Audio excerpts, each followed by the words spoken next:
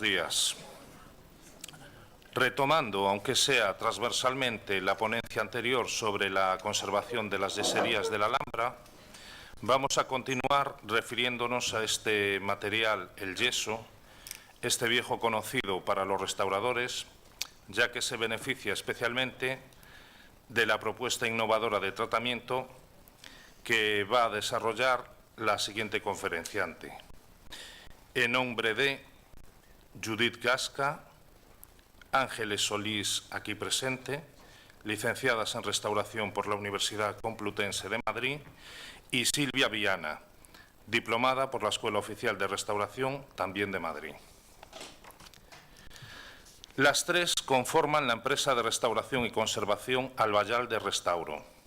Han realizado trabajos de restauración, conservación en distintos museos españoles, como el Museo Arqueológico Nacional, el Museo del Prado, el Museo de Reproducciones Artísticas de Madrid, el Museo Reina Sofía, el Museo de Bellas Artes de Málaga y Granada, entre otros. Destacar los trabajos llevados a cabo en la Real Academia de Bellas Artes de San Fernando desde el 2001, recuperando su colección de vaciados, una de las más antiguas y amplias de toda Europa. La verdadera magnitud de esta colección de esculturas se aprecia en los cientos de vaciados que se guardan en los sótanos y almacenes, sin poder ser expuestos, dado su gran volumen. Por este trabajo y por el método utilizado, creado por ellas, en 2004 se les otorgó el Premio Nacional de Restauración y Conservación del Ministerio de Cultura de España. Y en el 2005 se les concede el Premio Europa Nostra, otorgado por el Consejo de Europa. Reseñar que desde el año 2000 se aplica este proceso en colecciones de todo el mundo, con gran éxito y aceptación.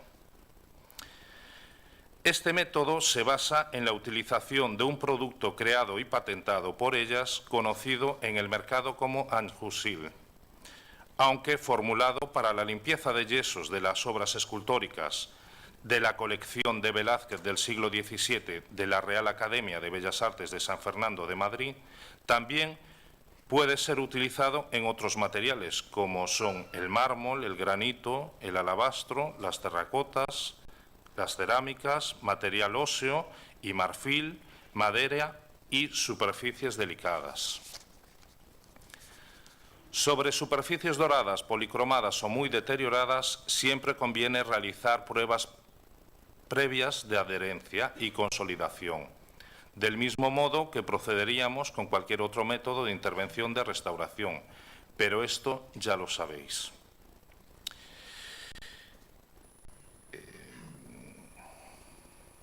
Bien. Bueno, está en proceso de construcción la página web de la empresa, donde tendrán actualizados todos estos datos y ya os lo comunicaremos en la página de la escuela, ¿vale? En fin, ya no me enrollo más, cedo la palabra con mucho gusto a la protagonista y muchas gracias a todos. Bueno, muchas gracias por la presentación. Muchas gracias a todos, gracias al Museo de Pontevedra y a la Diputación y a cada uno de los organizadores, que ha estado siempre muy pendiente, y en especial a don Carlos Valle por la visita que nos hizo en el taller, en la academia, y que además fue donde nació esta invitación a este encuentro. Luego, con posterioridad, me he enterado que es académico correspondiente de la academia y muy amigo de una de las personas que trabaja en nuestro equipo, que es José María Luzón, que es actualmente el delegado del Museo de la Real Academia de Bellas Artes. Quiero empezar con una introducción, que la voy a leer porque no son mías las palabras, corresponden a un proyecto que tenemos en común los cuatro, de un futuro libro que hable sobre la restauración de yeso a partir de los conocimientos de esta colección. Y realmente José María es el principal precursor, el que ha luchado desde que conoció la colección en que esto se saliera a la luz, se restaurara y creo que ha dado buenos resultados. Y bueno, os leo un poco. Rara vez los restauradores tienen la oportunidad de trabajar de manera continua y sistemática en un conjunto de obras hechas en el mismo material y con una historia común, en las que lo visto en una es experiencia para la siguiente. Esto es lo que ocurre con la colección de yesos que posee la Real Academia de Bellas Artes de San Fernando, donde a lo largo del tiempo se han acumulado una colección de casi 1000 vaciados que va desde el siglo XVII hasta nuestros días. Por un lado, los yesos adquiridos por Velázquez para el rey Felipe IV, los enviados de Portici para Carlos III o los regalados por el pintor Mengs a finales del siglo XVIII, los procedentes de la fábrica de porcelana del Buen Retiro, también conocida como la China, y los adquiridos en museos europeos en el siglo XIX. Todos ellos constituyen la parte principal de lo que hoy podemos calificar como una de las más importantes colecciones de yeso que se conservan en Europa. Hay que reconocer a quien nos ha precedido en la custodia de esta galería de escultura el mérito de que haya llegado a nuestros días a pesar de los muchos contratiempos que a lo largo de siglos ha sufrido de manera muchas veces accidental. La destrucción de la fábrica de porcelana de la China en época de la Guerra de la Independencia Española obligó en 1811 a un traslado precipitado de las obras que allí se conservaban.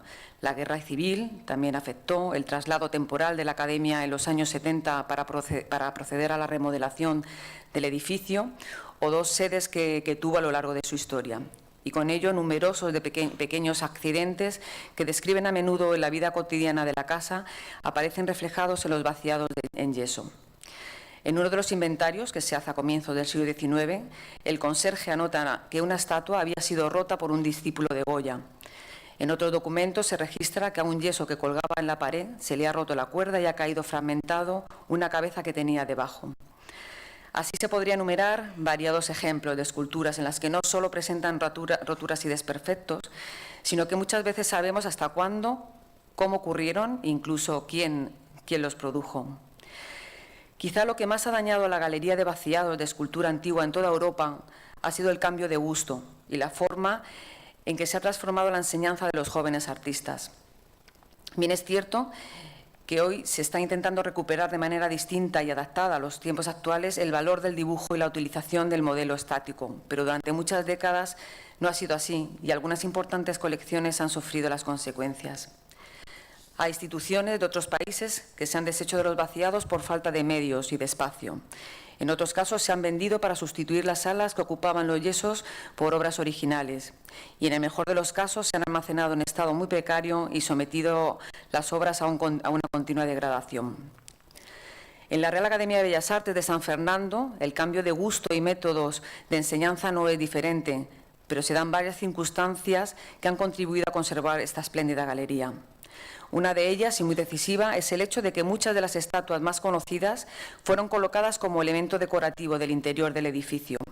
En el zaguán, en los nichos de las escaleras principales, en el segundo patio interior.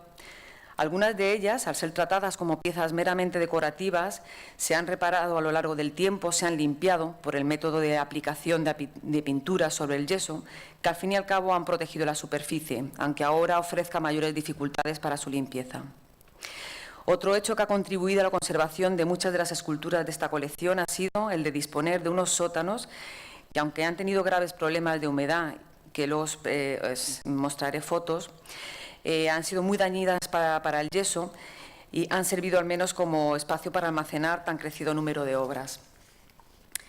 Finalmente, el hecho de que la Academia haya mantenido activo hasta nuestros días un taller de vaciados que tuvo siempre un académico de la sección de escultura a su cargo y que contó con una plantilla de formadores y vaciadores que comienza con la dinastía Panucci, que fueron 3 generaciones, luego en el siglo XIX con Lucas Bertolozzi y con Alberto Sánchez ya en el siglo XX, y actualmente tenemos a Miguel Ángel Rodríguez, que está también a punto casi de jubilarse, y me imagino que es posible que su hijo continúe con el trabajo. Todo esto ha permitido que la institución transmita la sensibilidad necesaria para su conservación y haya dado a la Galería de Escultura un protagonismo que no ha tenido en otros lugares. Basta ver los documentos de archivo y las propuestas de ordenación y catalogación que hacen Esteban de Ágreda, que fue académico de mérito por la sección de escultura, Ponciano Ponzano, o Luis Vasallo, que tenía la cátedra de modelado en los años 50 en la Real Academia, para comprender que la Academia de San Fernando nunca dio la espalda a la colección, aunque no siempre tuvo los medios para restaurar de la forma en la que se está procediendo en los últimos años. Bueno, y hasta aquí serían un poco las palabras de José María, para que tengáis un poco una idea general de por qué es importante esta colección. Y bueno, nosotros en el año 2000 tenemos contacto con la colección y se nos propone hacer un trabajo de recuperación, que en principio fue para un año y al final acabó siendo, pues llevamos ya 14 años recuperando la colección. Y en esos años el estado de la colección, cómo nos las encontramos y como antes he estado diciendo, pues estaban colocadas en sótanos que tenían grandes problemas de humedad. Estamos en el centro de Madrid con muchísima humedad por capilaridad, pasaba un arroyo que va al Manzanares y a la zona del Paseo del Prado, entonces todo eso ha ido impregnando todas las paredes y haciendo que se depositaran, ¿no?, en las esculturas. Encontrábamos esculturas totalmente fragmentadas, un detalle de las manchas de humedad que encontramos en el suelo, en las paredes, en los enfoscados. Empezamos a ver ahí una serie de esculturas que en su principio no sabíamos, ¿no?, pero que luego, según se va haciendo la recuperación, nos van contando un poco su historia, ¿no? Este es otro de los sótanos, donde empezamos a recuperar, a reconocer ya algunas piezas, como el retrato de Minerva, que era de la colección regalada por Mengs, o el hijo de Niobe, que es parte de un grupo escultórico que estuvo expuesto en los jardines del Palacio Medici. Aquí abajo tenemos unos fragmentos de columna trajana que se cree que es de las incluso más antiguas de los vaciados que tenemos, aunque está todavía un poco por datar. Por ejemplo, esta escultura que estaba ahí, finalmente descubrimos con la exposición que se realizó en el 2007 sobre Velázquez y esculturas para el Alcázar, descubrimos que esta era una de las piezas que él había traído de Italia. O, por ejemplo, este antinó, que es de poliéster, fueron los primeros ejercicios que se empezaron a hacer con este material en los años 50, 60. Bueno, os voy a meter, va a ser un bombardeo de muchas imágenes para que un poco conozcáis cómo estaba la colección, vaciados de relieve de Coro de Silos, muy importante porque seguramente ahora el original esté bastante cambiado a cuando se hicieron estos vaciados. En este sótano nos encontramos que hay los cuarterones de la Puerta del Paraíso de Florencia, también de la colección Mengs. Bueno, más fotos de cómo estaban los sótanos. También, como decía antes José María Luzón, afortunadamente muchas piezas durante muchos años estuvieron expuestas así, por lo tanto eso hizo que aunque estuvieran recubiertas por esas pinturas, pero bueno, estaban conservadas, estaban expuestas. Veis algunas que están blancas, porque estas fotos están hechas después del 2007, y justo en la foto de arriba veis a Ariadna dormida a la izquierda, que es una pieza que la original está en el Vaticano, ahí ya estaba restaurada para dicha exposición. O abajo, a mano izquierda, tenéis el Hermes Loyos, que también fue una de las piezas que trajo Velázquez, y ahí ya aparece con toda la pintura eliminada y únicamente viendo el yeso, como fue realmente creado. Bueno, más fotos de esas piezas. Algunas ya se han empezado a cambiar, se han ido ya restaurando, bajando al taller y se han ido sustituyendo por otras piezas, pero bueno, todavía queda trabajo por hacer. Bueno, respecto a los registros que había en los sótanos, pues bueno, como podéis ver, el termómetro nos daba una humedad alta de un 90% y una temperatura de 19 grados, que bueno, sobre todo la humedad, que es el mayor enemigo del yeso, pues estaba produciendo ciertas alteraciones en el yeso. Por ejemplo, encontramos pérdidas de la epidermis del yeso. Como muchos sabéis, los vaciados a veces se hacen en varias coladas Una primera que es la más fina, con el yeso más puro, y una segunda que también para abaratar, donde el yeso era un poquito más vasto y con más impureza. Entonces, esas capas, con la helación de la humedad, pues hacen que se vayan separando. Bueno, esto es otro ejemplo de una pierna del Limnos. Igual, todas esas manchas que crea la humedad y que va levantando la epidermis. Y luego, por supuesto, producía ataques biológicos, ¿no? Pues hongos que afortunadamente estaban muertos, se analizó y no había más proliferación. Creaban manchas, como podéis ver ahí donde están las flechas, pues esos tonos así un poco morados de ese ataque biológico. Y bueno, luego también el agua, ya un poco más en contacto, pues que en algunas piezas que estuvieron en un contacto más directo, pues tuvieron ese tipo de erosiones, ¿no? que fue desgastando el material. O bueno, en este caso que posiblemente por fotos que luego estaba viendo después, durante la remodelación de los años 70, esta escultura, este relieve, que es un relieve, estaba en una de las paredes, alrededor estaba todo muy derrumbado y seguramente tendría desde el techo un punto de agua que le fue cayendo encima, y justo en el hombro que veis ahí a la izquierda, pues todo eso tenía un agujero pues como de unos 10 centímetros así, quedó un goteo constante que había tenido el agua. Eso había absorbido también la suciedad que había en superficie, lo fue impregnando por los poros. Fue bastante complicado quitar toda la mancha, de hecho, o sea, no ha sido totalmente irreversible. Bueno, otro problema que tenemos con la presencia de la humedad es que todas estas piezas, la mayoría han sido reforzadas con pernios de hierro, y entonces en contacto con la humedad y dentro del yeso pues han creado estas tinciones que nos están también diciendo dónde hay material férreo, ¿no? Bueno, otro ejemplo con un detalle más cercano. Esto ocurría sobre todo porque como durante mucho tiempo estuvieron colocadas en estanterías metálicas, pues por contacto se fueron impregnando todas las bases de esa corrosión que estaba presentando las plataformas metálicas.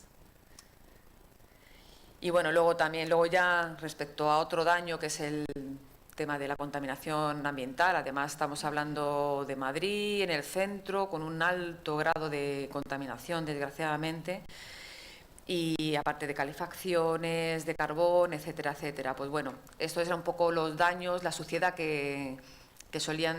cómo se solían encontrar los vaciados antes de la intervención. Aquí he querido poner un poco para que vieras la diferencia cuando se empieza a limpiar. No quiero que os asustéis con las fotos, son muy impactantes, pero es porque la fotografía engaña mucho. O sea, realmente cuando los que conocéis la colección os lo pueden decir, las piezas no son así de blancas. Tienen su color del yeso, porque bueno, han tenido su vivencia, sus vidas, sus moldes encima. Entonces ha habido cosas que evidentemente son irreversibles. Aquí impacta porque es muy, muy, muy, muy blanco.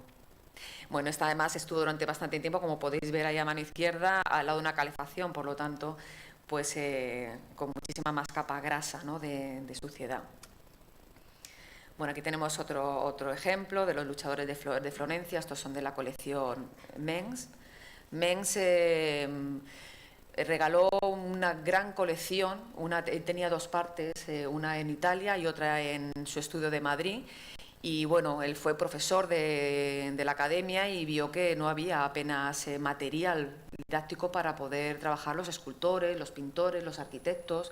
Entonces donó a Carlos III toda su colección. La donó a través de Carlos III porque él estaba enfadado, él tenía unos criterios muy distintos a la hora de la enseñanza, y como estaba enfadado con los profesores y con los académicos de la Real Academia, pues por vía de Carlos III él regaló la colección, y a su vez lo regaló a la Real Academia. Bueno, detalles del almacenamiento, donde nos encontramos al fondo esos relieves de la cantoría, la Venus de Milo que tenemos en la primera. Esta es más moderno, es una pieza que puede ser del 19, principios del 20, hecha por el taller. Bueno, otro ejemplo del perro Jennings, también de la colección Mengs. que el original ha dado bastantes vueltas, al final lo compró el British Museum, lo tiene, y bueno, un poco la fase de la restauración y del estado en el que se encontraba. Esta es una pieza que viene, es lo que le llamamos la colección Portici, son las piezas que salen de la excavación, y inmediatamente se hace una copia para Carlos III porque él nunca quiso traerse las piezas a Madrid, consideraba que las piezas originales debían de estar en Italia, en Nápoles. De hecho están allí en el Museo Arqueológico, y entonces él recibió una copia de cada una de ellas. Incluso se encontró un anillo que se lo regalaron, y una vez aquí en Madrid decidió que tampoco, que lo tenía que devolver, que eso tenía que estar en tierras italianas, no en Madrid. Esta pieza también corresponde a esa colección, el sileno ebrio, en el estado en el que nosotros no lo encontramos. Gladiador Borghese, que también de la colección Mengs, el original está en el Louvre. Una serie de piezas ahí que luego las veréis más adelante porque corresponden a buenas colecciones y se han ido recuperando, como la Venus de Medici de Mengs o el Discóbolo, que bueno, tenemos ahí dudas ahí entre que pueda ser de Mengs o posiblemente sea de Mengs, porque tenía hueso y bueno, una serie de datos nos daba que era más seguro de él. Bueno, aquí os muestro un poco todo el despiece que se había hecho de la Puerta del Paraíso. Aquí os meto un poco una foto en el proceso de la limpieza. Esta es ahora mismo una de las únicas reproducciones que hizo Mengs en la Puerta del Paraíso, y por la cual hubo muchísimos problemas por las técnicas que había antiguamente, porque al hacer el arranque de los negativos se llevó el dorado que tenía el original, y bueno, entonces se decidió que eso no se podía volver a hacer, y de hecho con el tiempo esas piezas se han ido a museo, y ahora mismo lo que estamos viendo es una reproducción, no vemos el original. Bueno, más fotos de la puerta, porque luego la veréis montada y es una pieza excepcional. Todos conocéis la de Florencia, pero bueno, es una maravilla, sobre todo a nivel de procedimiento y técnico, porque está hecho son todo molde de piezas, evidentemente, y son piezas ínfimas, ¿sabes? Te tienes que acercar para ver todo ese puzzle, ¿no?, que se había creado, ¿no? Bueno, más piezas del el retablo también, estas piezas del retablo de la cantoría de Florencia, pues todos con muchísimas roturas, fragmentos, desgastes de haber estado en talleres en los que donde se trabajaba y donde la gente pasaba y se hacía vida, ¿no? Bueno, un detalle del grado de contaminación que se podía crear sobre el yeso.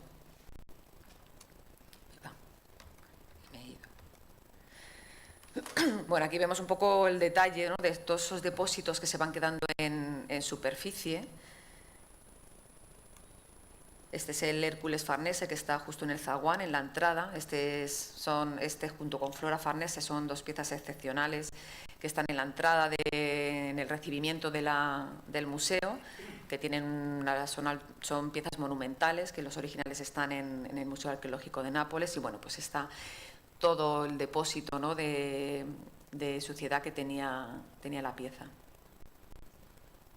Y bueno, más detalles sobre todo, bueno, uno de los mayores problemas era la suciedad, la contaminación, el haber estado en almacenes, y bueno, pues toda esa suciedad se ha ido depositando y ha ido impregnando el yeso, que es muy higroscópico y lo absorbe todo como si fuera una esponja, ¿no? Ahí ves el detalle de la pieza que vimos antes en el sótano, cuando se empezó a limpiar de la columna trajana.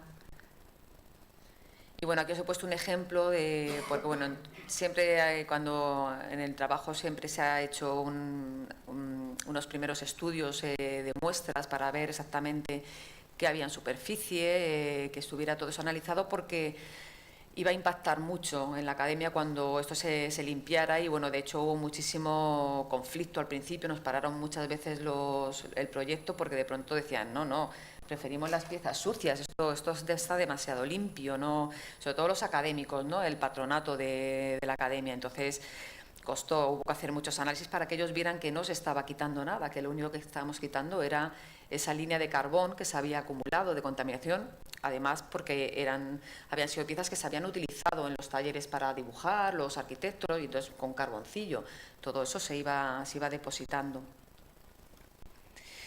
Bueno, por supuesto, también un daño muy importante por el hecho de estar por estar en los talleres donde trabajaban, el taller que había de vaciados y formadores, pues bueno, veíamos que había una serie de piezas, todas con este tipo de manchas, salpicados, goterones en zonas que, bueno, que estéticamente, evidentemente, estaban alterando el entendimiento de la pieza, ¿no? Como veis, un detalle de aquí se tomó una muestra también, y bueno, lo que nos daba era más o menos lo que nos imaginábamos, y era que pues, en los talleres, este tipo de talleres, el betún de Judea es como, bueno, está en todos los sitios, ¿no? Porque es un material que se usa para hacer envejecimientos y crear esas pátinas antiguas y tal. Entonces, fue de todos los materiales el más repetitivo, era el bituminoso, con bastante cantidad de opanoides, y todo eso. Esto se repitió en muchísimas esculturas. Abajo veis la parte que es como se ve el yeso, la parte del yeso. Y bueno, un detalle un poco de todo el salpicado y cómo, según íbamos limpiando, bueno, pues cómo seguían apareciendo esas manchas que eran bastante incómodas, ¿no? Para la lectura de la pieza. Estas piezas también corresponden al sileno ebrio, que aparecieron después, porque al principio le faltaban las piernas, y bueno, me imagino que esto debió de ser un accidente de caerse el típico bote, que debió de estar empapando toda la parte inferior de los pies cuando están apoyadas en la peana. Y bueno, muchas de estas muchas veces intentamos quitar todo lo posible. Veis ahí en la derecha abajo una primera limpieza, pero bueno, hay veces que ya es irreversible porque absorbe tanto el yeso que es muy complicado. Bueno, más detalles de manchas. Esta también, está claro que ha sido un derrame de un bote que estaba encima, seguro, se ha caído y se ha derramado, y no, bueno, fue muy difícil. Ahí en este tipo de daños es muy complicado y al final tienes que ayudarte un poco de enmascarar, porque no lo eliminas del todo. Bueno, detalles de eso, de los típico salpicado y de algún roce de pincel en el rostro de la derecha. Una foto que parece casi tiene un color así como de oxidación, ¿no? Mucho estaba casi en superficie, como cristalizado. Otra parte, pues por supuesto, había penetrado. Bueno, otro daño que nos encontramos son los diferentes materiales que nos encontramos dentro de los vaciados, ¿no? Porque necesitan siempre tener refuerzos porque, bueno, tienen zonas muy frágiles y tienen que estar siempre reforzadas. La mayoría de las cosas que nos encontramos eran pernios de hierro, que evidentemente en un yeso eliminarlos es imposible. En un mármol es más fácil, pero en un yeso es peor el remedio que la enfermedad y es muy agresivo. Entonces, allá donde podíamos acceder, pues se desinhibía todo lo que se podía, se inhibía el metal, y el resto pues confiamos de que, bueno, que las salas estuvieran luego en unas condiciones estables para que no siguiera existiendo esa corrosión. Bueno, más detalles y, bueno, evidentemente lo que eso produce, esas roturas que, bueno, que dentro de lo de malo son limpias por lo menos. Hay otros materiales que crean unas roturas mucho más complicadas. Bueno, más detalles de hierro y los procesos de oxidación que produce a su alrededor. En este caso, que era el fauno roso de la colección Mengs, se veía como, porque son intervenciones muchas veces que se han hecho con posterioridad, y en este caso habían utilizado una bisagra ahí refuerzo y en la foto de la izquierda, a la derecha veis ahí como un pico que sale que debe ser como para las chimeneas, para mover el carbón y esas cosas. Tiene un nombre, no me sale ahora. Y bueno, en el caso del Alejandro a caballo, pues igual, pero es una pieza más muy pequeñita. Tenía alambres en las patas y claro, toda esa zona es de una fragilidad espectacular y con todos los movimientos que ha tenido la colección, pues lo normal es que ocurran estos daños. Luego otro material que nos encontrábamos era la madera. Bueno, pues pasa igual que un poco que el hierro, ¿no? Salvo que no oxida, pues lo que tiene es que igual tiene vida, contrae, dilata, dependiendo del ambiente que tenga, ¿no? Y muchas veces también era comido por xilófagos y a veces nos quedaba únicamente el resto, ¿no? Como la corteza, y el resto había desaparecido, ya no hacía realmente su función estructural. Y bueno, y lo más interesante que lo que nos encontramos fue el uso del hueso, que era lo mejor. Realmente es el material más inerte. La rotura siempre también es muy limpia porque tiene cierta flexibilidad, es pequeña, pero la tiene para soportar impactos. Se estuvieron analizando, son todo huesos de tipo animal, de rumiantes, pues, vacas, son piezas muy, muy grandes. Y se encontraron en muchísimas piezas, sobre todo, luego con el tiempo, sobre todo coincidía con talleres italianos. Era muy típico el uso y sobre todo en las colecciones de Mengs, se utiliza el hueso. Aquí tenemos también dos detalles en la Venus de Medici a la derecha y los luchadores de Florencia, donde sujetaba la cabeza. Por supuesto, esto se ha mantenido porque es un documento interesantísimo.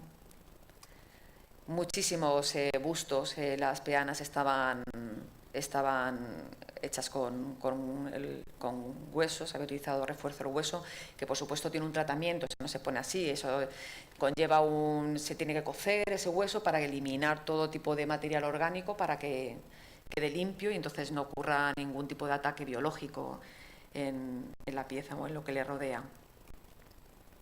Bueno, detalles de más huesos. Y bueno, luego, sobre todo en época ya del 19, nos encontramos el uso de la arpillera y la estopa, que es más conflictivo, porque cuando recibe un impacto, la rotura se hace como una red y hace que se pierda mucho material y es mucho más complicado volver a colocarlo. Y sobre todo que no se puede eliminar tampoco, porque está tan metido, es como una red ahí abierta que se va metiendo el yeso y entonces realmente a la hora de la restauración estos son más complicados, conllevan más tiempo y de consolidación sobre todo. Y bueno, uno también, por supuesto, los daños, al ser una colección que ha viajado desde el siglo, bueno, desde que vino de Italia, empezaron con los yesos de Velázquez que vinieron de Roma, en todo el siglo XVIII, todo el siglo XIX, han sido piezas que han tenido muchísimos movimientos como contaba antes, ¿no? Cambios de sede, porque antes estuvo, los que conocéis, la puerta de la Plaza Mayor en la Casa de la Panadería, antes de estar en la Real Academia de Bellas Artes, luego las remodelaciones que hubo, que se tuvo que llevar a lo que ahora conocemos como el Reina Sofía, o sea, evidentemente ha tenido mucho traslado, aparte del uso didáctico, porque eran piezas que se utilizaban como modelo estático para los artistas de la Academia. Entonces, bueno, infinidad de, evidentemente, fracturas, movimientos, muchas roturas que además se veían que habían tenido ya en algún momento intervenciones porque se habían unido, se habían encolado esos fragmentos. Bueno, pues todos los daños que producen esos, como veis en la parte de abajo, en el pie, que es del gladiador Borghese, tenía una caña, habían metido una caña para unir ese pie a la peana y bueno, pues la dilatación de ese material había creado esa ruptura del yeso. Bueno, 1000 fragmentos nos hemos encontrado, cabezas fragmentadas a nivel del cuello. Siempre las roturas siempre son en las zonas, coinciden en las zonas siempre más más frágiles, que no son sólidas, que están huecas por dentro, zonas salientes, ese tipo de fracturas, ¿no? Se suele dar sobre todo.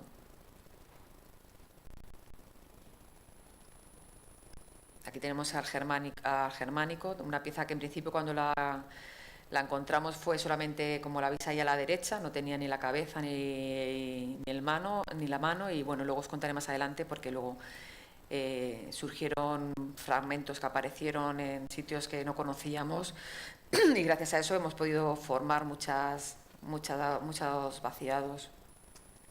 Y bueno, aquí os he puesto estas, vais a ir conociendo también así al resto del equipo. Aquí están Judith subida arriba en la escalera y Silvia abajo.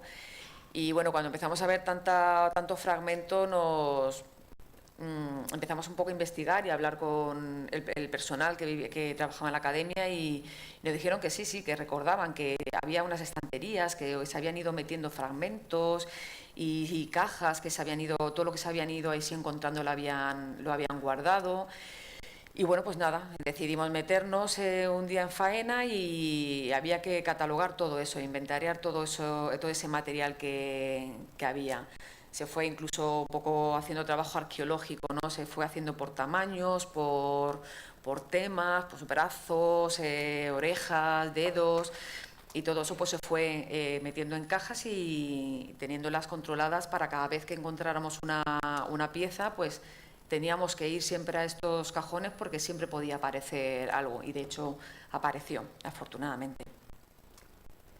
Por eso, como no voy a hablar mucho del tema de toda la intervención, como por ejemplo lo que es estructura, reintegración volumétrica, uno de los criterios que sí que hicimos desde el principio era reintegrar volumétricamente cuando realmente la pieza lo necesitaba por un tema estructural, porque no se tuviera en pie o tal, pero había otra serie de pérdidas que decidimos esperar porque podía ser que pudieran aparecer, y de hecho nos ocurrió con el sileno ebrio, que después de estar ya acabado, se montó, se hizo una parte, se reintegró volumétricamente una parte, pues luego al cabo de 1 año, 2 años aparecieron los fragmentos y bueno, pues hubo que eliminarlos y volver a colocarlos, ¿no? Entonces, por eso al final el criterio que decidimos era que hasta que no tuviéramos revisado todos los fragmentos no se hacía ninguna intervención en ese sentido.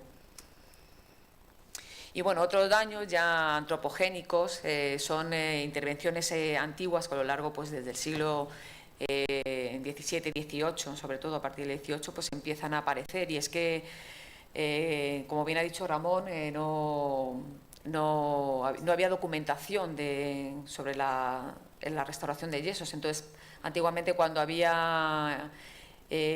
estaban sucias, pues muchísimas veces lo que se hacían era aplicar capas muy finas de yeso con cola, o en este caso, por ejemplo, es una capa de barro aglutinada con cola animal. Posiblemente muchas de ellas eran porque se hacían reproducciones, entonces no cuidaban bien, no se protegía bien el vaciado, y entonces quedaba impregnado, y luego como no sabían cómo quitarlo, pues nada, daban ahí como una mano por encima y para disimularlo, pero todo eso luego iba saliendo. Bueno, otro ejemplo de un relieve también de la colección Mengs, que también apareció, estaba todos esos colores que veis, son todos restos de jabones, restos de aceite, de colas, que bueno, que han ido oxidando y han creado ese tono. Luego nos encontrábamos datos pues como ciertas zonas huecas donde había habido zonas de cera para que no hubiera enganches a la hora de hacer los moldes, y entonces se quedaban esas manchas alrededor, que bueno, eso se fue eliminando, ¿no? Ahí por lo menos veis donde está la flecha, pues un resto de barro, de arcilla, para que no hubiera ese enganche en esa zona del pelo. Y cuando quitabas la suciedad encima, pues veías esa capa marrón, anaranjada, que realmente eran ese uso de desmoldeantes, ¿no?, antiguos. Bueno, más fotos donde se ven eso en la limpieza, cómo quedaban esos restos, que había a veces que costaba eliminarlos. Y luego, bueno, nos encontramos intervenciones más drásticas, como por ejemplo cuando apareció esta pieza, que es la Venus de Medici, que la tenemos como catalogada de la colección Mengs, pues apareció con toda la parte del delfín y parte de la peana había desaparecido, no pensamos que estaba perdida. Y sí que llamó la atención, evidentemente, ese corte, ¿no?, que tenía ahí como muy de sierra, ¿no?, de haber utilizado una herramienta para separar esa parte, y posiblemente fuera porque así era más fácil hacer una reproducción, porque de hecho luego hay varias reproducciones de la Venus de Medici. Entonces, bueno, nosotros teníamos esta pieza, todo esto era lo que le faltaba. Y entonces, en todos estos almacenes que nos fueron indicando el personal, pues nos fuimos encontrando que estaba en unos almacenes fuera de Madrid un montón de fragmentos que resulta que formaban, no todo afortunadamente, pero bueno, todo que nos hubiera gustado, sino que bueno, quedó una parte del brazo izquierdo que no se pudo montar, se tuvo que quedar sin él. Este es otro caso del torso del Partenón, que también encontramos fragmentos, no sabíamos, veíamos esto, pero no sabíamos exactamente a qué pieza se trataba, hasta que bueno, se fue montando y resulta que era el torso del Partenón, que el original está en el British Museum. Igual nos encontramos el mismo detalle, ¿no?, de esa sierra que había cortado en ciertas zonas, pues para ayudar a hacer un despiece y que fuera más fácil luego hacer el molde, ¿no? Y bueno, aquí pongo una foto, en medio está José María Luzón, y bueno, siempre intentábamos, siempre que podíamos, ir a ver los originales, porque nos ayudaba a poder ver qué cambios había tenido. Al fin y al cabo, nosotros teníamos como una foto a veces antigua y poder ver, ¿no?, qué cambios había habido, o datos que nos fuera imposible, aunque bueno, afortunadamente esta pieza tenía una reproducción el Museo de Reproducciones Artísticas, y ellos nos ayudaron muchísimo en que fuéramos a verla, para tomar todo tipo de medidas, para poder montar, a partir de lo que encontramos, para poder montar esta pieza. Bueno, aquí vemos otro daño igual, hecho para hacer, la función era hacer, como existía ese taller de vaciados, era seguir haciendo reproducciones para la venta de modelos. Y aquí pues directamente esa zona, que era muy complicada, decidieron arrancarla y hacerlo en una pieza aparte. Luego, curiosos, por ejemplo, es el daño histórico. En este caso era el del Sileno Ebrio, en el que nos encontramos esa pieza realizada, que es como la continuación del brazo del león, que realmente había sido colocado en el siglo XVIII, y que el criterio que seguimos era que había que eliminarlo, pero eso sí, esa pieza se conservó y está en una caja de conservación guardada, porque es un dato histórico para quien quiera estudiarlo. Y por supuesto, ahí veis a Silvia, la otra compañera. Estuvimos en Nápoles viendo la pieza para toda la información, todos los datos que pudiera, porque además esas piezas fueron, según salieron los bronces del yacimiento, se hicieron las piezas para Carlos III, entonces nos podía dar muchos datos, ¿no? Bueno, esto es otro añadido moderno de tipo práctico, porque es la parte superior de un torso que lo taparon, que parece como una chapa, que realmente se colocó seguramente para que no fuera motivo porque nos encontramos muchas cosas con basurilla, tipo que lo usaban como cenicero, basuras y todo ese tipo de cosas. Entonces, supongo que a nivel práctico dijeron, mira, mejor se quita. Nosotros lo quitamos, por supuesto, pero lo que se hizo fue una restauración a bajo nivel, que no se viera, pero que sí que hiciera la función de taparlo, que nadie tirara papelitos ni nada de eso. Y luego un añadido bastante bueno, que hubo mucho conflicto en ese momento con uno de los académicos, y algunos que se asustaron, ¿no? Y fue, esta es la Ariadna dormida, de la colección de Velázquez, la pieza que trajo Velázquez, que mandó reproducir. En ese momento esta pieza estaba en el patio del Belvedere, ahora está en el interior de los museos vaticanos.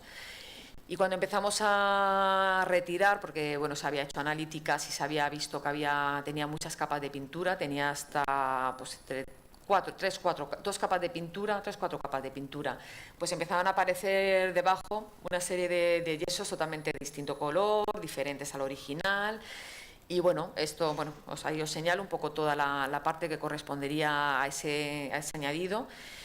Y bueno, no entendíamos muy bien por qué se había hecho eso. Se pidió permiso porque en la academia sí que, al haber un grupo de académicos especializado en distintas materias, sí que había muchas veces que esto se consensuaba. Se hacían reuniones, José María, nosotros le damos toda la información a José María Luzón y él lo presentaba a los académicos para que vieran, ¿no?, lo que estaba pasando y que todo estaba documentado, que las cosas no se hacían a lo loco, sino que había un criterio debajo. Entonces, bueno, se empezó a ir un poco limpiando, a ir diferenciando y, por supuesto, vimos que es que el modelado continuaba por debajo de todo ese volumen. Y no solamente eso, es que al mover ciertos fragmentos nos aparecían etiquetas antiguas, de antiguas catalogaciones. Por lo tanto, que nadie se asustara, que no nos estábamos llevando nada digamos, del vaciado en origen, sino que eran todo añadidos que en un momento dado se había decidido hacer. Era toda la parte trasera, estaba tapada. A ver, aquí todo eso era la parte que estaba, se había reintegrado y además estaba encima del original, encima del yeso, digamos, original, ¿no? Entonces, bueno, finalmente conseguimos que nos dejaran eliminarlo todo para dejar cómo había traído Velázquez realmente el vaciado, ¿no? Y bueno, era vacío, tenía una estructura de madera por dentro. Se le hizo más radiografía, esta no la ha traído, pero se hizo una radiografía de toda la pieza con rayo gamma y se eliminó todo el material. Y bueno, por supuesto, era necesario que fuéramos al Vaticano y se portaron fenomenal. Nos hicieron una visita estupenda por el Vaticano y por rincones muy desconocidos para la gente. Y esta sala estaba cerrada además, entonces nos dejaron poder acceder por delante, por detrás, para ver, ¿no? A ver por qué se había tapado, por qué había venido así el vaciado, cuando realmente la pieza por detrás continúa un pelín, continúa un poquito el vestido, pero luego ya es plano. No interesaba porque la pieza interesaba verla en esta posición. Y bueno, pues nada, lo único, pues eso, al final se decidió dejarlo hueco y... bueno, os cuento un poco la historia de por qué estaba así la pieza. Esta pieza se hizo en uno de los viajes que hizo Velázquez a Italia en el 1648-52, donde él se trajo una gran cantidad de vaciados de allí, pidiendo permisos a los monarcas y a los que tenían estas colecciones, pues los Borghese, Ludovici, bueno, había muchas colecciones. Y en el momento en el que Velázquez realiza el vaciado, no estaba colocada así, sino que estaba en el patio del Belvedere y habían creado una especie como de gruta, habían creado una fuente con ella. Entonces, toda la parte por detrás de la pieza era todo un estuco que había realizado un escultor que creaba esa especie de gruta y luego unos caños de agua que bajaban como por debajo del brazo, caía por aquí, que de hecho había un poco de erosión. Entonces, claro, eso ya no está, eso luego se desmontó y la pieza ahora en el Vaticano está así. Entonces, lo importante de la pieza del museo, de la Real Academia, era eso, que era una fotografía antigua de cómo estaba la pieza en el 1649 o 50 cuando él lo hizo. Y de hecho hace poco se ha restaurado en el Vaticano y los restauradores del Vaticano vinieron a ver la reproducción en la Academia porque les daban muchísima información a la hora de restaurar. O sea que realmente la importancia del vaciado hoy día es eso, es ese documento antiguo, ¿no?, de esas piezas, de cómo estaban y cómo están ahora. Bueno, otro daño que nos encontrábamos en las piezas, daño entre comillas, porque, bueno, como decía José María Luzón, también gracias a que estuvieron pintadas, posiblemente también han estado protegidas durante bastantes años. Pero claro, había piezas que tenían capas de pintura pues desde 2 capas hasta 12 capas de pintura, porque allí cada vez que había una sesión, un evento, cualquier reunión importante, lo que se hacía era limpieza general de todos los pasillos, de todas las zonas principales, y lo que se daba era una capa de pintura blanca. Luego hemos visto, luego pondré más adelante, pues eso, cómo esas capas, dependiendo de la época, pues han tenido blancos diferentes que se han utilizado en distintas épocas. Entonces, bueno, eso evidentemente nos estaba confirmando que estos yesos se hicieron para verse así, para ver el yeso, para ver, no para que fueran pintados. Y además porque esa pintura eran a veces gruesos, iba creando tal grosor que se perdía el detalle del modelado de la pieza. Entonces, bueno, siempre se hacía analítica, siempre se hacía un análisis antes de realizar esa eliminación de los repintes. Bueno, aquí esto es un detalle del pie de la Ariadna dormida, pues un poco hasta dónde queríamos llegar. Digamos que el 0,0 es hasta donde ya está ahí, no íbamos a poder sacar más color. Y sí que se veían pues esos restos de desmoldeantes, de aceites, porque se habían hecho en su momento reproducciones.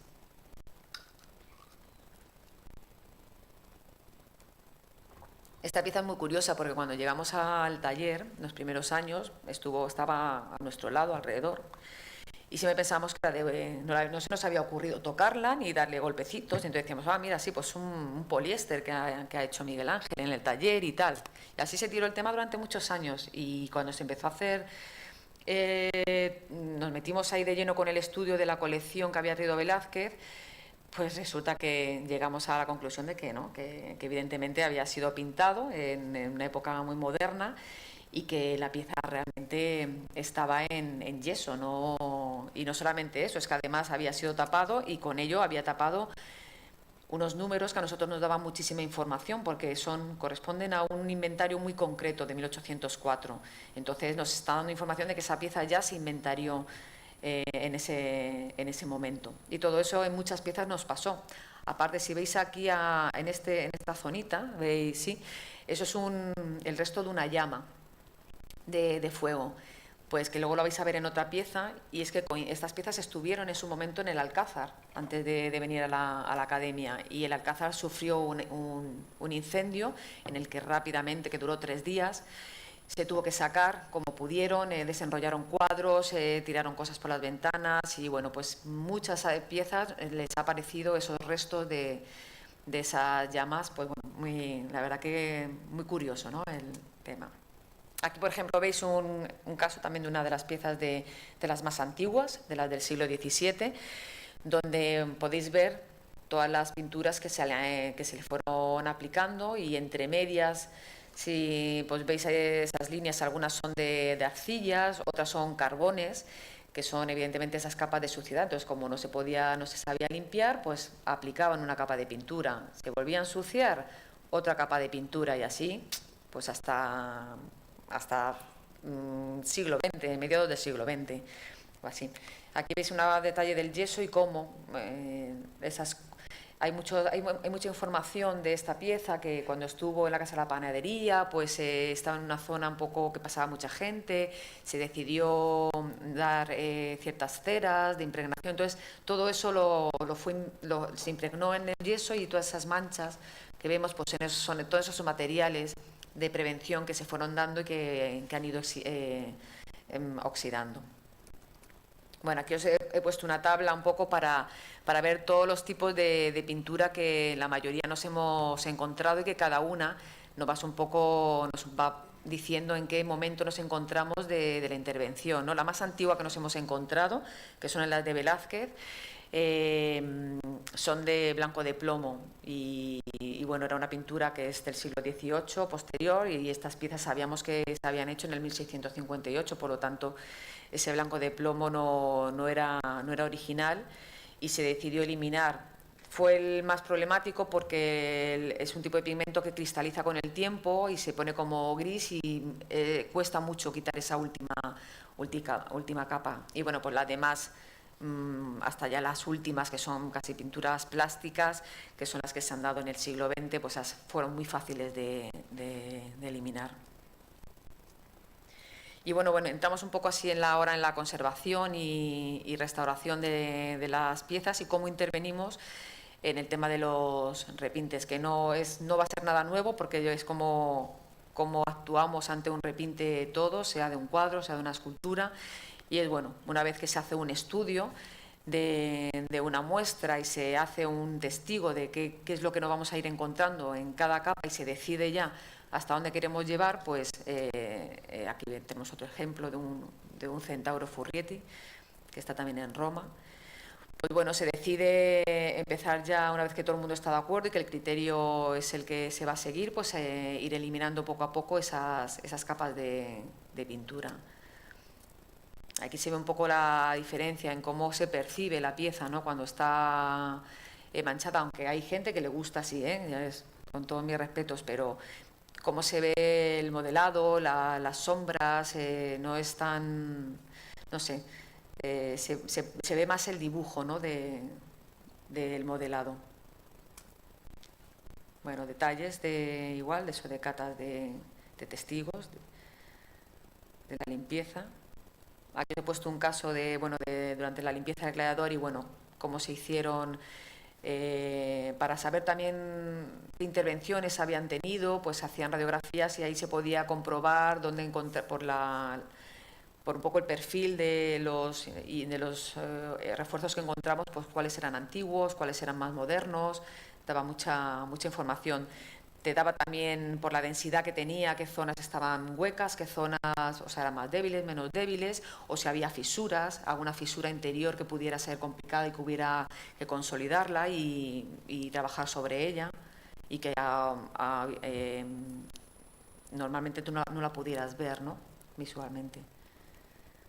Y bueno, un detalle también de la flora farnese, de las distintas placas. Estas no están hechas todavía en digital, hay algunas que luego hicimos en digital, y entonces había que hacer infinidad de poner montones de placas, era muy complicado porque esta es una pieza que tiene casi 3 metros, 2 metros 80 y pico, y bueno, un poco cómo se pudo hacer así el montaje para ver cómo era la pieza por dentro, porque además era una pieza que se iba a mover para hacer la restauración, entonces necesitábamos saber si que su estabilidad fuera buena, que no sufriera nada. Y bueno, ese es otro ejemplo de pieza que ha sido blanqueada, que como no se podía limpiar, no se sabía limpiar, pues bueno, pues a base de colas y de tierras, pues se va dando esas capas blanquecinas que parece que estás viendo yeso, pero que en el fondo estás viendo una capa de pintura que está tapando, ¿no?, el yeso. Otro caso del retrato de Farinelli, también, que tenía esta película que le habían dado por encima para blanquearla. Se puede ver pues eso, que hay carbonilla, se ve aquí, este es el yeso, que realmente tendríamos que ver, y se ve esta capa de carbonilla, de suciedad, que se ha quedado impregnada pues por los aceites de las capas superiores o resinas, y bueno, y luego esa capa que se ha dado encima pues para blanquear, ¿no?, para que parezca limpia y nueva. Y bueno, aquí se ha puesto un poco un proceso de cómo actuamos con el tema de los repintes. Funcionábamos haciendo papetas con cloruro de metileno controlado, y se enjuagaba bien con alcohol. Y bueno, se iba reblandeciendo y mecánicamente había que ir, ahí no quedaba otra, o sea que había que ir lentamente eliminando, una vez que ya sabíamos hasta dónde teníamos que llevar, se iba eliminando todas esas capas de pintura, poco a poco. Y debajo se empieza a ver ese tono naranja que corresponde a antiguos moldes que se ha hecho de la pieza para reproducirla.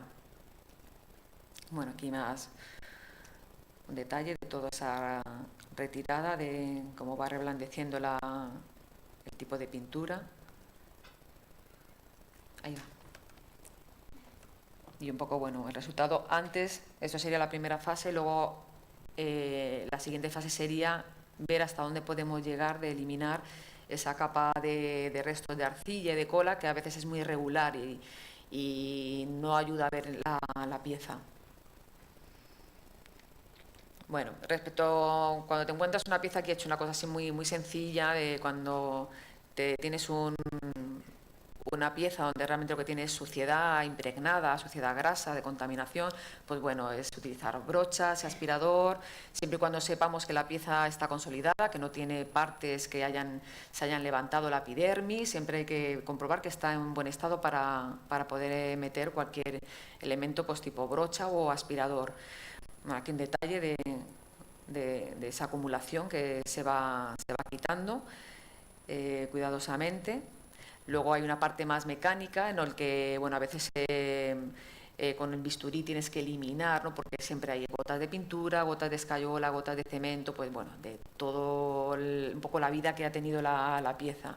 En el ejemplo de la izquierda pongo la goma de borrar, una goma de borrar blanda, que se llama miga de pan, porque bueno, aunque ya no la utilizamos tanto, pero cuando nosotros empezamos en la restauración de yesos, que no había casi nada de bibliografía, tuvimos que empezar a partir de probetas con yesos, empezamos a probar cómo podíamos, sin tener que utilizar nada, ni ácidos como se estaban leyendo, o agua, etcétera, etcétera. Entonces, había que hacer una limpieza en seco, pero claro, el problema de la goma es que te puedes tirar en una colección de 1000 piezas, es eterno y no hay quien aguante eso económicamente, ¿no?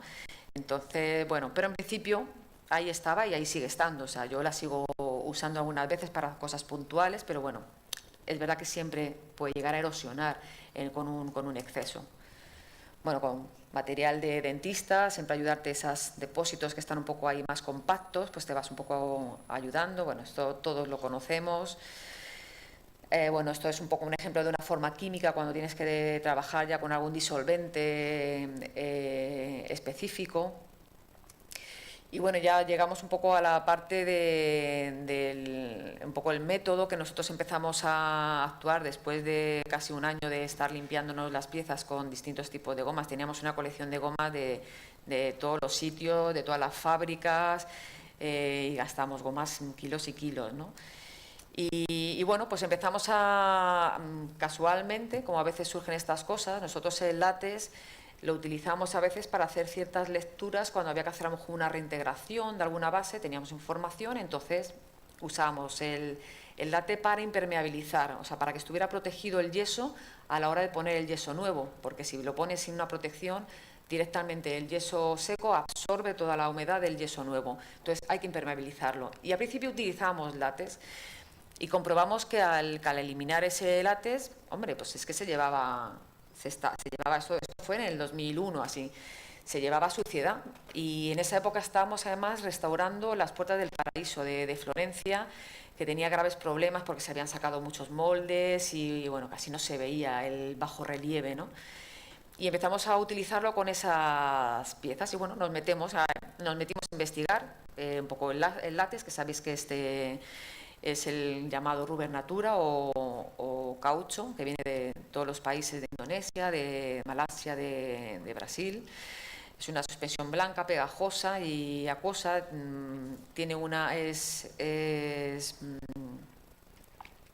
Es grande la molécula, entonces ayuda a no penetrar mucho, se queda muy en superficie. Y bueno, luego está compuesto por un 60% de agua, hidrocarburos, proteínas y bueno, luego de forma artificial se le añade el tema del amoníaco para preservar y para luego ayudar junto con el oxígeno a que coagule. Aunque hemos dicho que el agua es bastante malo para el yeso, lo bueno de este material era que controlábamos mucho ese contacto con el agua, puesto que en unas condiciones más o menos normales de 20 grados, una humedad de 45, 50, eso evaporaba rápido y el contacto realmente era mínimo, el suficiente para que entrara, penetrara, disolviera la suciedad que tenía introducida y tiraba y lo iba rescatando. Bueno, nosotros le llamamos Sanjusil porque variábamos un poco la fórmula.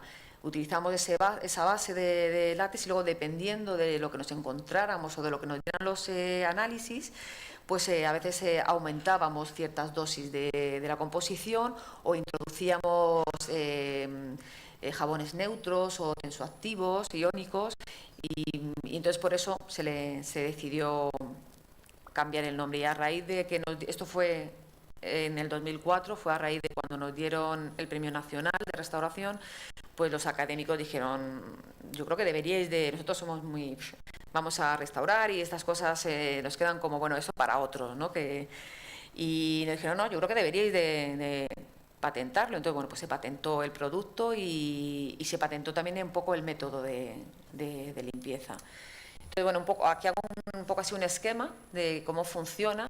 Tenemos aquí una sección transversal, se supone con 2 volteos, que es lo normal que nos solemos encontrar. En esa primera capa es donde va impregnándose la contaminación, arcillas, cementos, jabones, desmoldeantes, todo tipo de materiales va impregnando esos volteos, esas capas. Y entonces se lo aplica de forma manual. Nosotros utilizamos brochas, aunque se podría hacer por inmersión. Se coloca una capa, se deja actuar 20-30 minutos en condiciones más o menos normales de temperatura y humedad.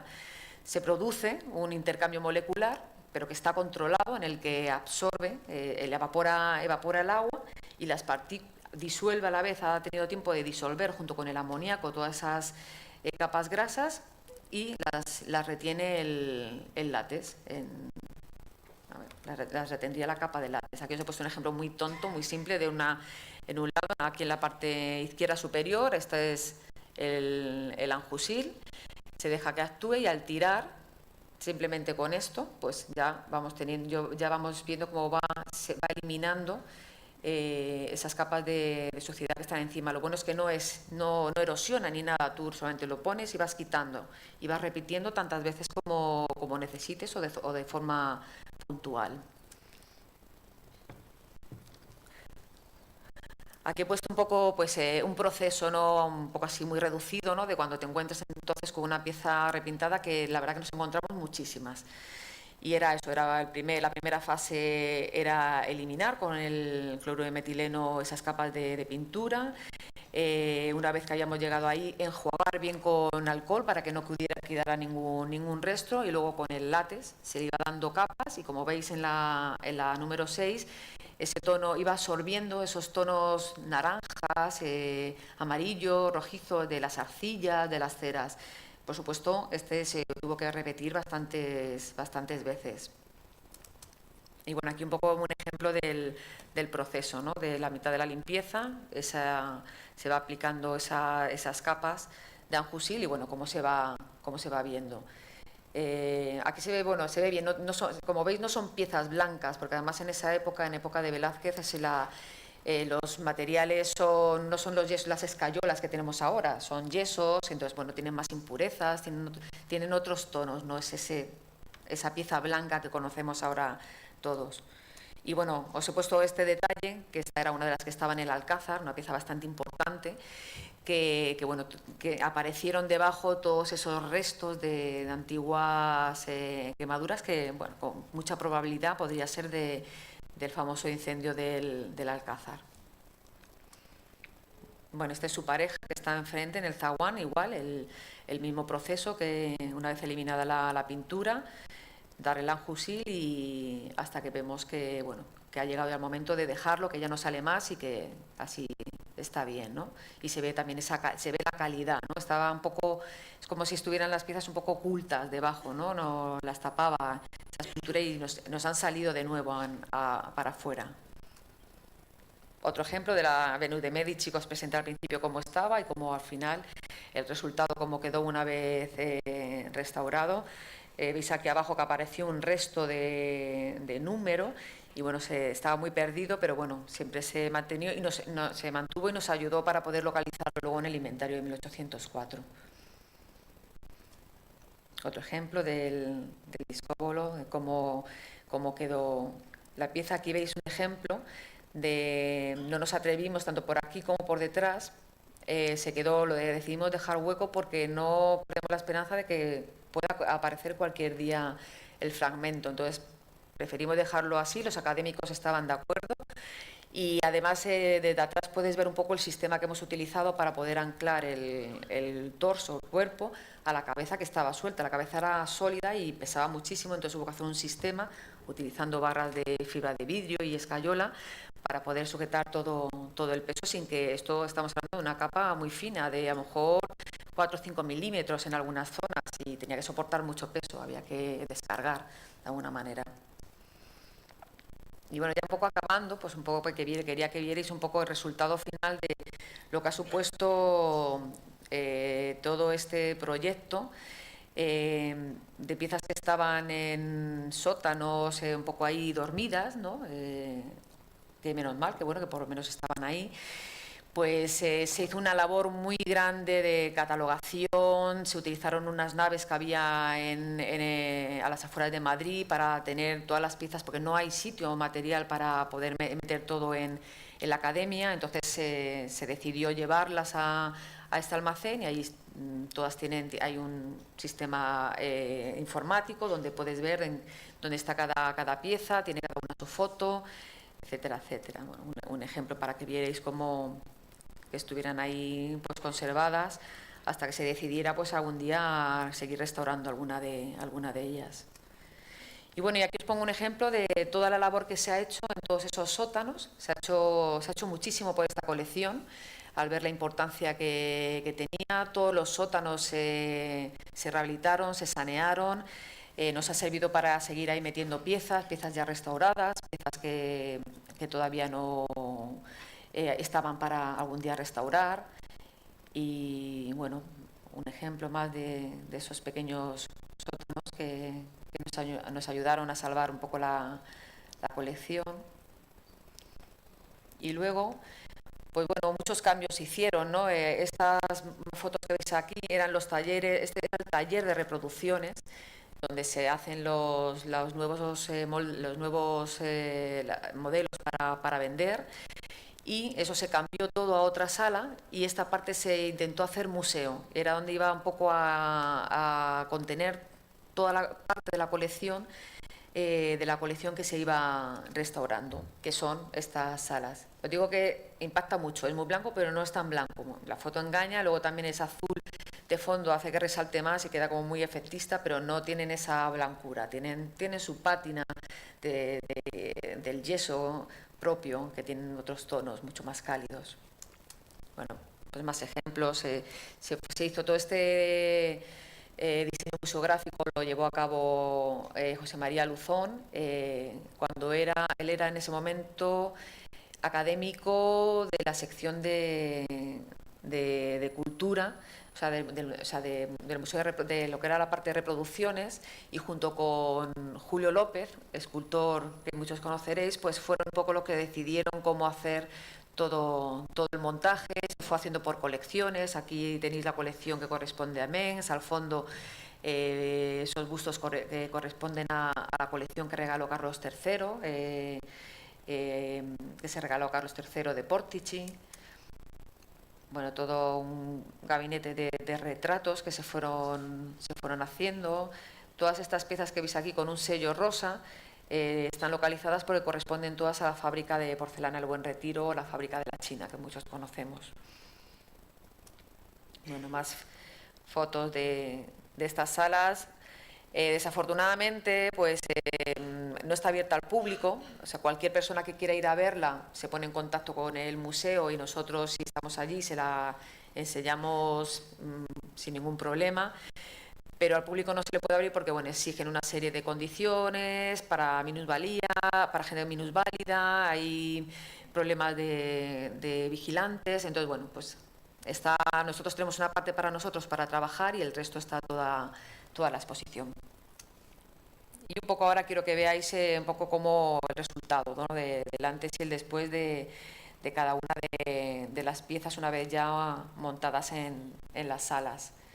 Esta fue la pieza que apareció, como veis aquí, le faltaba esta pierna, pues afortunadamente apareció esta parte y alguna parte más de la piel del león. El amorino que os he presentado, de la colección Mens. La puerta del paraíso de Florencia.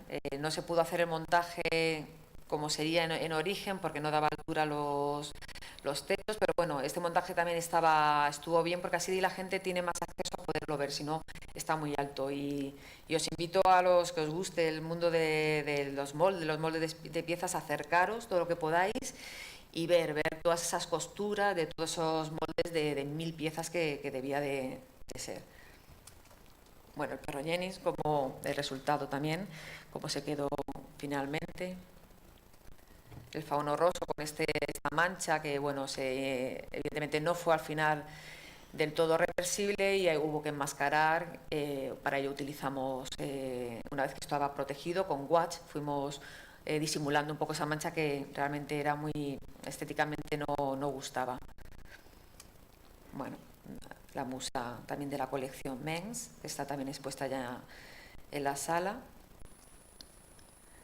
Los gladiadores, hubo un momento que pensamos que podíamos encontrar la cabeza, teníamos una muy parecida, súper fragmentada, pero no hemos conseguido al final que correspondiera a ella.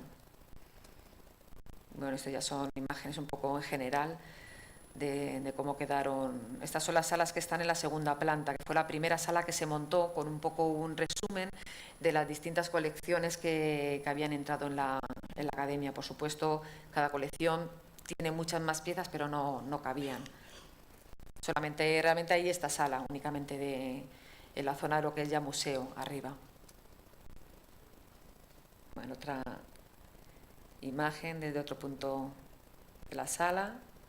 ¿Veis? Aquí no se ve tan blanca, porque de verdad que no tiene más ese tono, porque esta además se había reproducido, entonces tenía mucho barro y, bueno, quieras que no, esa impregnación de alguna manera quedó, aunque se quitó todo lo que pudimos. Se repusieron, esto fue labor de las zonas que habíamos perdido. Bueno, pues esto fue labor de los carpinteros de la academia, que, bueno, hicieron una intervención muy neutral a base de planos y quedó, la verdad, que bastante bien. Y bueno, esta es una foto, por ejemplo, de cómo están ahora. Esta yo creo que debe de estar hecha versiones de este año, del año pasado.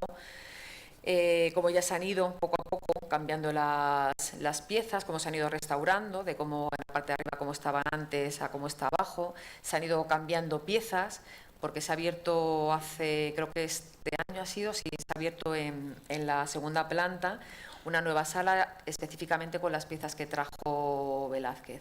Entonces ya algunas se han subido, por ejemplo, esta del fondo, el sileno con el Baconiño, esta que pertenece a Velázquez se ha subido, el gladiador. Entonces, bueno, siguen ahí, se sigue trabajando. Bueno, y un antes y un después de las piezas. Como gana, pues aquí toda esta sensación de esos paños mojados, ¿no? Muy pegados, como han ganado en calidad y en modelado. O el Hércules Farnese. Y aquí he querido poner un ejemplo de, bueno, un proyecto que intentaron hacer los académicos, que era, ¿por qué no volver a utilizar esta colección para lo que en su momento se usó, ¿no? Y entonces se crearon, con todos los académicos de la sección de escultura y de pintura, pues se realizaron una serie de dibujos que tuvieron de clases de dibujo a partir de modelo estático. Y la verdad tuvo mucho éxito. Aquí tenemos arriba a Antonio López y a Julio López, que son académicos de la sección de escultura y pintura. Aquí tenemos a Venancio Blanco en una de sus clases magistrales. Y ya por último, para acabar, pues quería hablar del escáner láser. Tuvimos la oportunidad, gracias a la Universidad Autónoma, ellos tienen un aparato de escáner que es espectacular, lo utilizan sobre todo mucho para yacimientos arqueológicos, lo hemos utilizado ahora en una casa en Pompeya, en la que hemos estado trabajando para poder escanear todo el terreno, y se hizo una prueba por curiosidad en las esculturas tanto de la Flora Farnese como el Hércules Farnese. Y bueno, pues es un poco lo que ahora es el método que se está utilizando para no tocar la pieza. No es nada agresivo, pues bueno, de momento va a ser la forma de poder hacer réplicas o modelos casi exactos, ¿no? Como se ha hecho en el arqueológico con la Dama de Elche. Y bueno, pues lo quería poner un poco para que vierais que, bueno, de momento parece ser que es la técnica que se está utilizando para este tipo de cosas. Y nada, muchísimas gracias. Espero no haber sido mucho rollo. Y nada, gracias.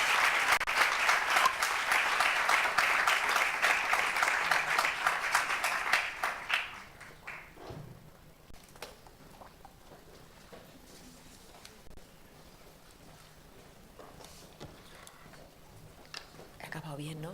Sí.